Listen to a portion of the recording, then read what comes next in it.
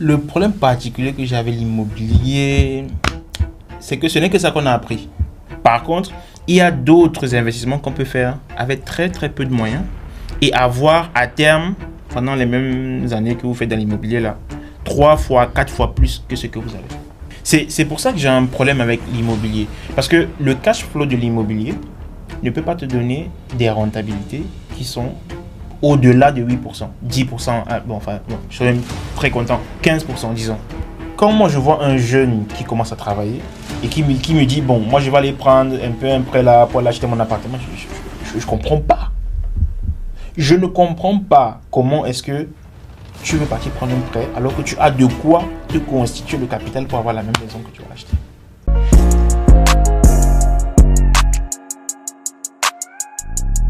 Bon, on va pas tourner autour du pot. Tu as quel problème avec l'immobilier? Le problème particulier que j'ai avec l'immobilier, c'est que ce n'est que ça qu'on a appris. Premier problème. C'est qu'aujourd'hui... La terre ne ment pas, non? Quand il y a tremblement de terre, ça ment aussi, non? Ça dépend. Ouais. La terre ne ment pas. Alors même dans ton sens, la terre ne ment pas, il n'y a pas de souci. Mais aujourd'hui, pour faire l'immobilier, il te faut avoir de l'argent. Et pas qu'un peu. Aujourd'hui, pour faire de l'élevage, il te faut avoir de l'argent. Et pas qu'un peu. Donc, moi, le problème que j'ai, c'est que nous, on ne regarde pas autre chose que ce qu'on a appris. Notamment l'immobilier où on vante que Airbnb, machin, locatif, c'est monté, c'est descendu là. Par contre, il y a d'autres investissements qu'on peut faire avec très très peu de moyens et avoir à terme, pendant les mêmes années que vous faites dans l'immobilier là, 3 fois, 4 fois plus que ce que vous avez. C'est le problème que j'ai avec l'immobilier. Charles, prenons un cas concret. Là, on va entrer dans les chiffres à proprement dit. Il n'y a pas de problème. Quelqu'un a son CD ici en France. Il sort d'école, il fait un crédit. Il veut faire, par exemple, mettre un appartement en location. Il fait un crédit sur 25 ans à un taux de je ne sais pas trop combien, 4% par exemple. Les intérêts qu'il doit payer à la banque, in fine, en plus d'avoir remboursé par exemple 200 000 euros qu'il a emprunté, les intérêts qu'il doit payer à la banque sont par exemple de 95 000 euros. Il doit rembourser 95 000 euros et il met son loyer, il a ses charges, etc. Il réussit à avoir un cash flow de 500 euros par mois. Quand il dit cash flow de 500 euros par mois, c'est que la mensualité des crédits, plus tes charges, c'est-à-dire que les charges de copropriété, taxes foncières, etc., sont remboursées par ses revenus locatifs et il sort à la fin de ça avec 500 euros. Ça fait quand même 500 euros à la fin du mois qu'il n'avait pas et qu'il a désormais tous les mois. C'est-à-dire qu'il rembourse toutes ses charges, mensualité des crédits. Donc, quand on dit mensualité des crédits, c'est les intérêts du crédit plus le crédit en lui-même, ça fait quand même 500 euros par mois. À la fin, c'est qu'il a donné 95 000 euros à la banque, mais il ne les a pas sentis passer sur lui. C'est-à-dire qu'il a été dans ce qu'on appelle entre guillemets le bon immobilier. C'est-à-dire qu'il n'a pas dû faire d'efforts de paiement pour couvrir le reste des charges. Donc ça fait 500 euros qu'il a quand même à la fin du mois. Toi, tu as un problème avec ça? Bon, je vais commencer très simplement. On va rester dans ton exemple. Déjà, quelqu'un qui est ingénieur, qui prend son CDI, première question, pourquoi il va prendre un crédit? Parce qu'il a suivi que l'immobilier, ça donne l'argent. D'accord, parce qu'il a suivi que l'immobilier donne l'argent. Bon, moi déjà, j'ai un problème fondamental avec le crédit.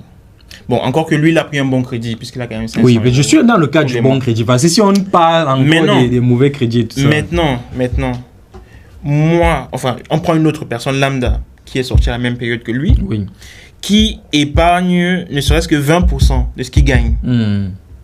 25 ans plus tard, il y a un qui vit à Monaco, l'autre qui vit à Cergy. Je ne sais pas si tu vois ce que je veux dire. Celui qui investit 20% de ce qu'il gagne, minimum tous les mois, pendant les 25 ans là, vivra à Monaco. Et toi qui as pris ton crédit, où tu gagnes tes petits 500 euros là, tu vivras à Cergy. Bon, fin fond de Cergy encore même, pour préciser. Parce que Cergy est un peu cher. Oui, bien sûr, Cergy a déjà commencé à devenir un peu cher. Donc, vraiment dans les fins fonds là. Maintenant, d'un autre côté, nous, on a un problème, on ne rêve pas grand. On ne voit pas plus loin que les petits 500 euros que tu as cités là. Tu vois?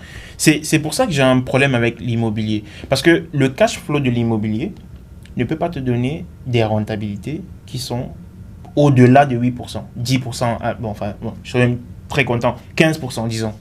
Mais ça ne va pas te donner des trucs qui sont au-delà de ça. Donc, moi, aujourd'hui, qui mets mon argent à 20%, 30%, 40%.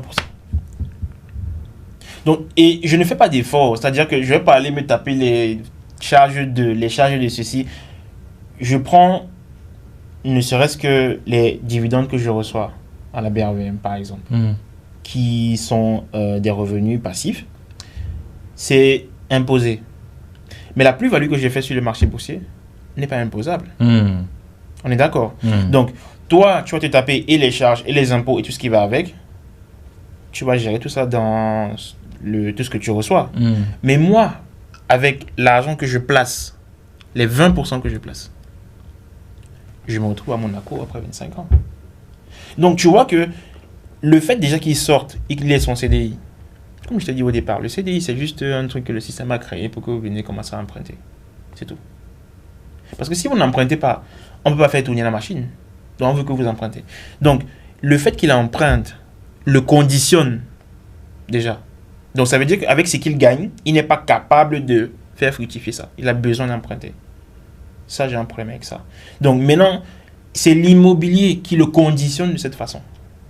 Parce qu'on entend toujours le meilleur investissement, c'est dans la pierre, machin, c'est descendu, mais excusez-moi, mais moi, je connais des gens qui n'ont pas d'investissement en immobilier. Hein.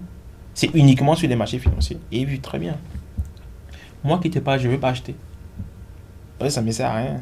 La maison, c'est juste pour habiter. Bon, je peux me taper un loyer pendant 50 ans. Je m'en fous. Personne n'a jamais dit que parce qu'on est locataire, on a mais tu es en train de taper la tête des gens qui nous écoutent là. Parce que les gens veulent avoir leur maison. Oui, vous voulez avoir votre maison. Vous allez mourir, vous allez partir avec ça. Vos enfants, vous allez se battre derrière. Il n'y aura même plus personne à l'intérieur. Tu vis ta... En fait, moi, j'ai une vision assez simpliste. J'ai pas besoin d'avoir un R+, je sais pas trop combien. Ça me sert à rien. J'ai un cadre où je peux élever mes enfants et vivre ma vie pleinement. Donc, si je peux payer un loyer, je paye un loyer 2 000, 3 000 euros. Je m'en fous. C'est que ça. Enfin, ça sera que ça mes charges annuelles. Enfin, mensuelles si tu veux. Mais après, je n'ai plus rien. Par contre, toi qui es propriétaire, on a différents problèmes. Hein. Toi, tu as plus de charges que moi. Mais sauf que les revenus de mes investissements sur les actifs financiers sont totalement plus rentables que toi qui es propriétaire. Est-ce que tu vois? Donc aujourd'hui, beaucoup de personnes se disent que parce qu'à 30 ans, 40 ans, ils n'ont pas construit, ils ont raté leur vie. Ça, c'est aussi un prisme qu'il faut briser. Je dis, moi aujourd'hui, je peux faire 50 ans étant locataire, je n'ai pas de problème. Aucun souci. Aucun souci avec ça. Je suis chez moi, non? Je paye, non? C'est que vous construisez, nous, on va venir louer. Je loue chez toi, je te paye ton loyer, je suis chez moi, je suis tranquille. Mais l'argent que je te donne là ne vient pas de ma poche. Je n'ai rien construit. Donc si je veux partir à Monaco demain, je pars. Si je veux partir aux Maldives, je pars. Je n'ai pas de contraintes. Toi, tu as plus de contraintes que moi, toi qui es propriétaire. Après, je ne dis pas qu'il ne faut pas acheter des maisons. Hein. Acheter. Mais je dis qu'il y a beaucoup d'autres choses qui peuvent vous permettre d'avoir l'argent, hormis la pierre. C'est la pierre, mon problème. C'est ça, en fait, le souci. Parce que derrière la pierre, là, il y a plusieurs choses qu'on va faire derrière. On n'avait pas forcément besoin de ça. Pas forcément. C'est-à-dire, aujourd'hui, tu vas faire de l'investissement locatif, il te faut 200 000 euros. Mais pourquoi tu vas aller t'embêter avec 200 000 euros alors que tu peux investir 20% de ce que tu gagnes? Au bout de 10 ans, tu as 250 000 euros, tu achètes un bien. Non, mais tu sais que c'est le au bout de 10 ans là qui pose beaucoup de problèmes. Justement, parce que les gens ne sont pas dans... Ce n'est pas pour moi. Oui, je suis d'accord. Tu parles à tes systèmes. Mais non, je me fais la voix. Les gens veulent avoir tout de suite. Si aujourd'hui, on a besoin de 200 000 euros, aller prendre un prêt de 200 000 euros, ça veut dire qu'on n'a pas la capacité de gérer ce bien de 200 000 euros là. Si il faut que tu empruntes pour faire quelque chose, ça veut dire que tu n'as pas la capacité de le faire. Alors que avec les marchés financiers, tu peux te constituer une épargne. Supposons, quand j'ai acheté l'action de Nestlé, c'était à 2000 et quelques. Aujourd'hui, c'est à 13 000. Tu vois, donc il y a plus de 11 000 de plus-value. Si j'ai acheté 1000 actions, j'ai 11 millions. Est-ce que tu vois? Si j'ai 2000 actions, j'ai 22 millions. Je peux construire une maison. Je n'ai pas emprunté l'argent. Hein. C'est le capital que j'ai posé au départ qui a tourné, qui m'a donné l'argent en 4 ans, 5 ans pour que je puisse bâtir cette maison-là. J'ai rien prêté à qui que ce soit. Donc, ce qui fait que les revenus même de cette maison-là, je peux encore les mettre à l'intérieur pour me permettre d'avoir un deuxième immeuble ou deuxième maison. Sauf que les institutions financières ne veulent pas que les gens pensent comme ça. Parce que si tout le monde commence à penser comme ça, le système va s'effondrer. On a besoin des gens qui empruntent. À cause de la pierre. C'est là que je dis l'éducation financière est très importante parce qu'aujourd'hui, nous, on a reçu ce que nos parents faisaient. Tu travailles, tu construis ta maison, tu fais les champs. Ce n'est que ça. Mais il y a beaucoup d'autres choses qui peuvent vous permettre d'être autonome. C'est ça. Donc, vous là, la pierre ne donne pas l'argent. Savais-tu qu'en tant qu'étudiant, tu peux bénéficier d'une aide de l'État allant jusqu'à 1 000 € tout simplement en faisant une demande, ou encore que tu peux recevoir jusqu'à 250 € de subvention pour aller en vacances? Eh bien, il existe énormément d'aides, de bons plans et d'astuces auxquels beaucoup d'étudiants étrangers passent à côté. Et cela juste par manque d'informations. C'est pour résoudre ce problème que l'équipe Au-delà des frontières vous propose un e-book exclusif.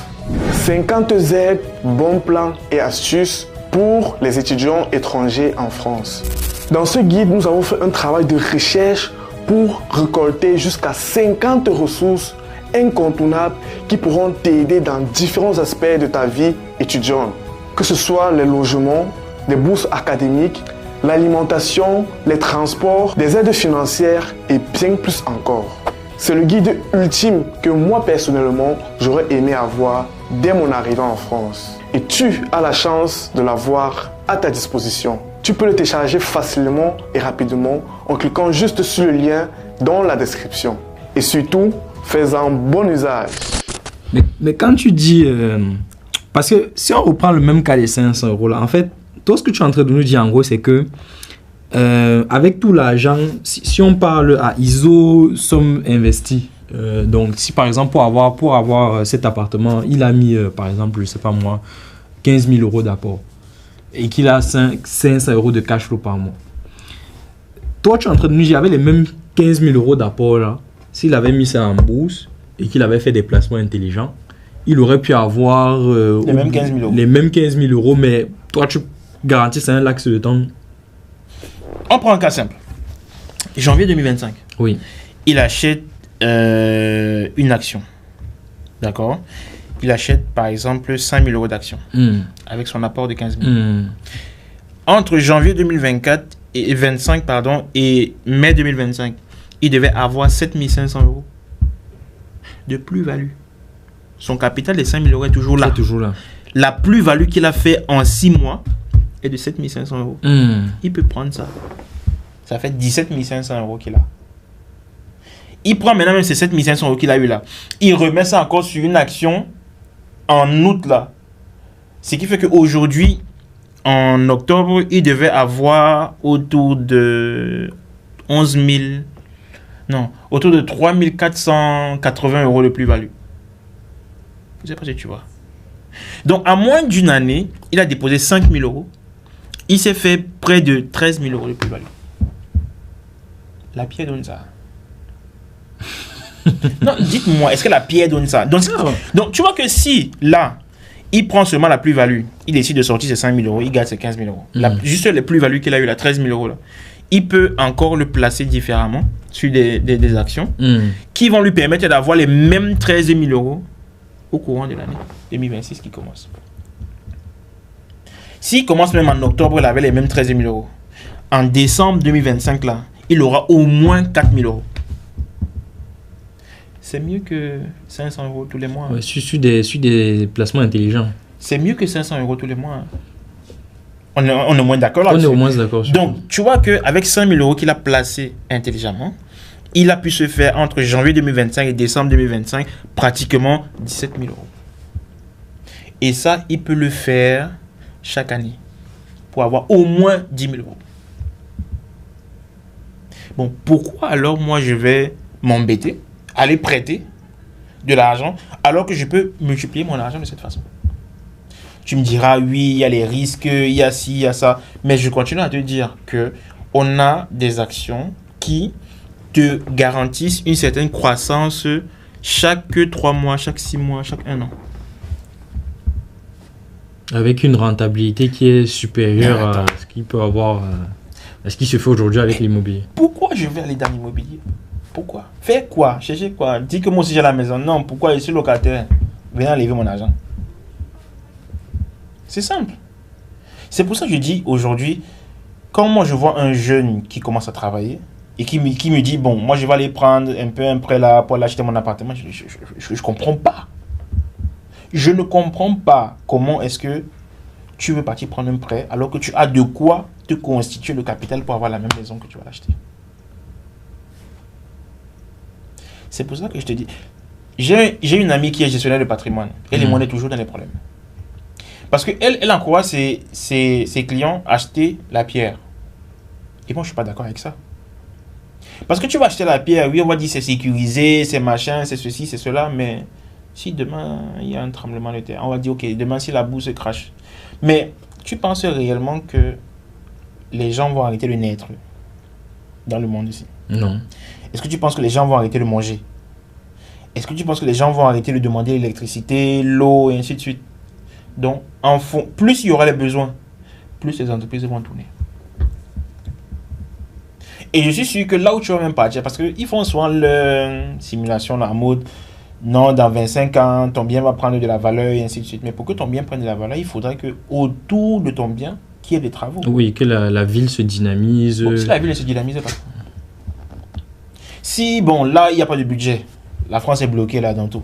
Il n'y a pas de budget. Toi, ça fait peut-être 5 ans. Ton bien fait quoi? Rien. Bon, aujourd'hui, tu sais au moins que beaucoup de propriétaires sont en train de baisser les prix, de vendre pour sortir de là. Oui. Ce n'est pas pour rien. C'est parce que la courbe de l'immobilier est en chute libre. Totalement en chute libre. Bon, encore ici en Europe, ça va encore. Vous essayez un peu d'équilibrer les chars et tout ce qui va avec. Mais quelqu'un qui va aller se lancer en Afrique, dans l'immobilier, non, mais il n'a rien compris. Mais c'est vraiment antinomique de ce qu'on voit finalement, parce que tu parles de l'Afrique justement, je parlais d'Abidjan, aujourd'hui tout le monde va aller ouvrir un Airbnb à Abidjan. Pour toi tu dis la personne n'a rien compris. Oui, pour moi la personne n'a rien compris. Enfin, aujourd'hui pour faire la promotion immobilière, il faut avoir beaucoup d'argent. On voit les Philippe Simon, on voit les Pathé Diallo qui font de très beaux trucs. Mais il y a un truc derrière qu'il faut dire. Quand Philippe Simon partait, il avait 300 000 euros en poche, qui lui appartenaient. C'était pas un prêt. Donc 300 000 euros en Afrique pour faire la promotion immobilière, excuse-moi, mais c'est quand même un bon pactole. Est-ce que tu vois ce que je veux dire? Donc toi qui veux partir avec tes 10 000 euros, excuse-moi, mais vous n'allez pas tendre vers la même courbe. Hein. Aujourd'hui, il a plus de 2 millions d'abonnés sur YouTube. Donc s'il met une vidéo de son bien, on va vouloir louer son bien, parce que c'est Philippe Simon. Toi, tu vas partir, bien, il va positionner ton truc, mais qui va venir là-bas? Le taux de remplissage est de combien? Par contre, avec les mêmes 10 000 euros, si tu les positionnes bien sur les marchés financiers, tu peux avoir les mêmes 10 000 euros en un an. Pourquoi donc tu veux partir vers un marché qui est aléatoire au lieu d'aller vers un marché qui te donne les chiffres, qui te donne du cash? Il y a un monsieur, Brice Kwao, qui c'est aussi un formateur dans la bourse en Côte d'Ivoire. Il est sorti de ses positions immobilières. Là, il est en train de travailler sur la bourse, la BRVM notamment, pour pouvoir atteindre d'ici 2 ans l'indépendance financière avec la bourse. Pourquoi il ne dit pas ça avec l'immobilier? Tous les gens qui gagnent beaucoup d'argent avec l'immobilier sont les gens qui ont investi énormément d'argent. Et ça, on ne le dit pas. Donc, tu vas partir prendre un crédit pour construire ta maison. Tu vas t'endetter sur 25 ans, 30 ans. Alors que les mêmes 25 ans, parce que c'est facile de dire que oui, ça sera ma maison, mais je n'aurai plus un loyer. Le loyer, je vais donner ça là-bas, machin. Ça, c'est ce qu'on aime bien faire miroiter. Mais en étant locataire, juste, je prends même seulement 20% de ce que tu gagnes. C'est possible que tu mettes ça de côté tous les mois. En étant locataire, sur les mêmes 25 ans, là, tu peux avoir l'argent pour acheter la même maison. Pourquoi est-ce qu'on ne voit pas ça comme ça? Parce que les gens veulent posséder les choses. Posséder alors? Partez avec ça. Hein? Non. Mais une philosophie de vie. Oui. Aujourd'hui, beaucoup de la possession de la terre. Oui, mais ça part de notre éducation. Oui. Ça part de notre éducation. C'est pour ça que j'ai dit. Et ça n'a pas toujours été comme ça, même. Hein. Enfin, avant, les gens ne possédaient pas la terre. C'est très récent de posséder la terre en soi. Donc, moi, personnellement, aujourd'hui, j'ai pas de problème à être locataire. Pas du tout. Tu seras le meilleur locataire de ceux qui vont nous écouter là. Donc, ils vont lancer les projets. Moi, je paye cash 2-3 jours avant. oui, je paye cash 2-3 jours avant. Mais la pierre et moi, on a un problème fondamental. Ok. Non, je pense que c'est noté. Hein. On a bien compris ta position. Donc, si tu devais vraiment passer un message aux gens là, c'est de leur dire que... Le message que je passe, toi qui es jeune, qui veut te lancer, qui vient de se lancer dans la vie active, mets ton argent dans les actifs financiers, donne-toi un horizon de placement et tout ce que tu veux avoir là, tu peux l'avoir avec ton propre capital. Amen, papa.